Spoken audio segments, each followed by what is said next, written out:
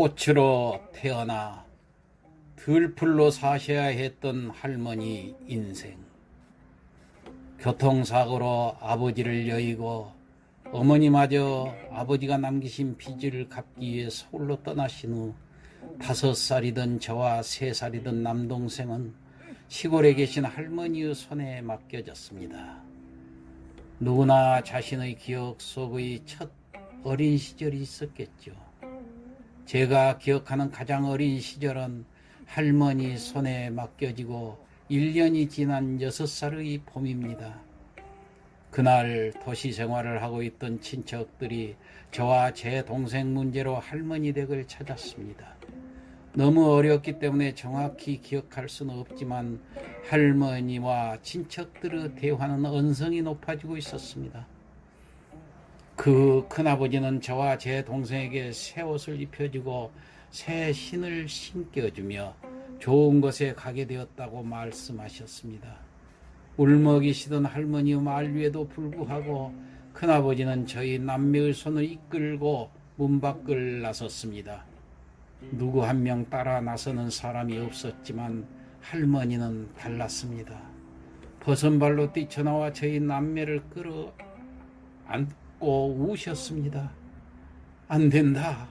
절대 못 보낸다. 고아원에도. 아들 없는 집에도 나는 못 보낸다. 죽은 내 아들 불쌍해서 이것들 못 보낸다. 너희들한테 10원 한 푼 도와달라고 안 하려니까 보내지 마라. 그냥 내가 키우게 놔둬라. 할머니는 그렇게 말씀하시며 목 놓아 울었습니다. 그날 할머니가 아니었다면 지금의 저도 제 남동생도 없었겠지요. 할머니의 눈물이 지금의 저희 남매를 잊게 해준 것입니다. 고아원에 가지 않은 것만으로도, 아버지 없는 집에 보내지 않은 것만으로도 저희 남매는 할머니께 평생 갚아도 다 갚지 못할 은혜를 입은 것인데 철이 들 무렵이 돼서야 알았습니다. 그것이 얼마나 큰 은혜인지. 하루도 거르지 않고 나무집 일을 다니시며 받아오신 품삯으로 생활을 꾸려나가셨습니다. 할머니가 저희 남매를 키우기 위해 얼마나 고생을 하셔야 했는지, 그리고 스스로 얼마나 억척스러워지셔야 했는지 그때는 어려서 몰랐습니다. 그저 배부르게 먹지 못하는 것이 불만이었고, 새 옷 한 벌 없이 남의 옷만 얻어 입는 것이 불만이었고, 운동회 때 할머니랑 함께 달리는 것이 불만이었고, 할머니 밑에서 자란다는 이유만으로 동네에서 학교에서 불쌍한 아이 취급받는 것이 불만이었습니다. 배부르게 먹이지 못하는 할머니 마음이 얼마나 아팠을지, 새 옷 한 벌 사주지 못하는 할머니 마음이 얼마나 아렸을지, 남의 집으로 옷을 얻으러 다니며 얼마나 고개를 숙이셨을지, 소풍 가는 손주들 김밥 한 번 싸주지 못하는 그 마음이 어땠을지, 다른 아이들은 운동회 때 엄마와 함께 하는 것을 나이 드신 당신 몸으로 해주시느라 얼마나 힘드셨을지 그때는 철이 없어 몰랐습니다. 그저 어디서나 누구에게나 조금이라도 더 불쌍하게 보여서 뭐 하나 얻으려는 모습이 애쓰고 싫고 창피할 뿐이었습니다. 당신 체면이나 얼굴을 버리시고 오직 저희 남매만을 위해 사신 분인데 그때는 왜 그걸 몰랐을까요? 앉았다 하면 신세 한탄이 먼저 나오는 할머니셨지만은 그렇게 사셨기 때문에 과자 한 봉지라도 얻어먹을 수 있었고, 이발소에서 공짜로 머리를 자를 수도 있었고, 새 연필 한 자루라도 얻었을 수 있었습니다.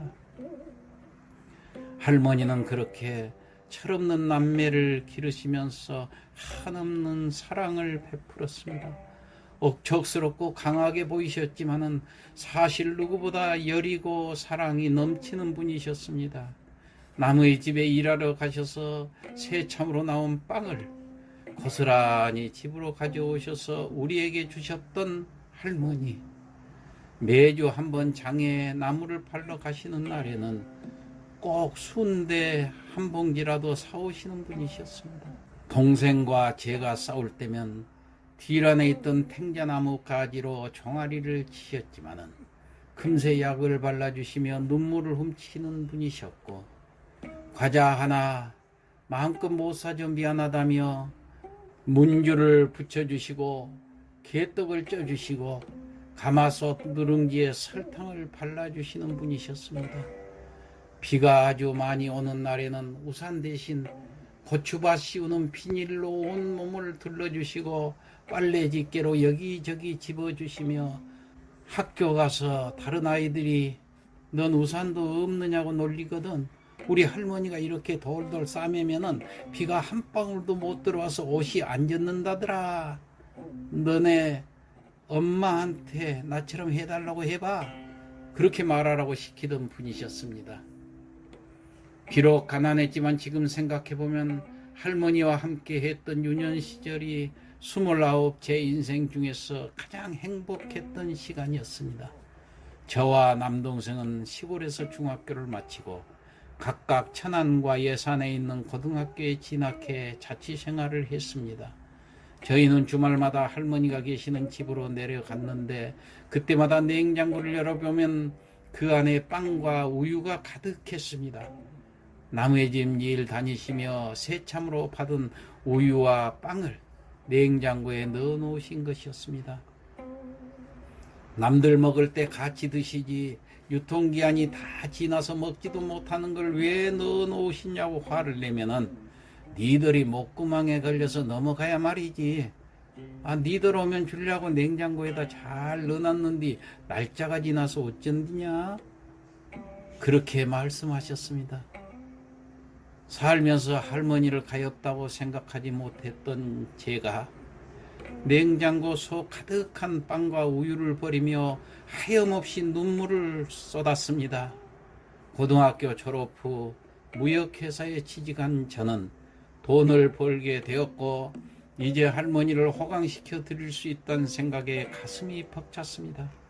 할머니가 아프시다고 하면은 약재 시장에 가서 좋다는 약재를 보내드리고 할머니 생신이 다가오면 동네 할머니들과 식사로 하시라고 용돈도 보내드리고 주말에 시골에 내려가면 할머니와 장터 구경도 나가고 명절에는 레스토랑에 모시고 가서 돈가스도 사드렸습니다. 처음 할머니를 모시고 레스토랑에 가서 돈가스를 먹던 날 할머니는 돈가스 한 접시에 음료까지 다 비우며 말씀하셨습니다. 양도 얼마 안 되는 것이 참말로 맛나다. 이런 것이면 몇 접시라도 먹겠다. 저는 그 말에 또 눈물이 났습니다. 할머니는 이제 남은 소원이 제가 좋은 사람 만나서 시집가고 이쁜 새끼나 사는 거 보는 거라고 하셨는데 할머니 소원대로 좋은 사람 만나 결혼했고 다음 달이면 돌을 맞는 예쁜 딸아이도 낳았습니다. 할머니는 올해로 80이 됐습니다. 허리도 굽어지셨고 검은 머리가 한 가닥도 남아있지 않습니다. 이제 아무것도 같이 할 수 없을 만큼 거동도 불편해지신 할머니를 생각하면 마음이 아프고 눈물이 납니다. 제가 할머니 은혜를 다 갚을 수 있을까요? 철이 드는 순간 가장 먼저 떠오르는 단어가 무엇이었을까요? 수많은 단어가 있겠지만 그중 으뜸은 부모님 아닐까라는 생각이 듭니다. 그렇다면 낳아서 길러주신 분만 부모님일까요? 가슴으로 낳아 사랑으로 길러주신 분이 계신다면 그분 또한 부모님이라 할 수 있을 것입니다. 부모님의 크신 사랑 무엇으로도 다 갚을 수는 없겠지만 가장 큰 효도는 당신이 행복하게 사는 모습을 보여주는 것입니다. 그것만큼 큰 효도는 없습니다. 오늘의 명언, 위대한 행동이라는 것은 없다. 위대한 사랑으로 행한 작은 행동들이 있을 뿐이다. 테레사 수녀.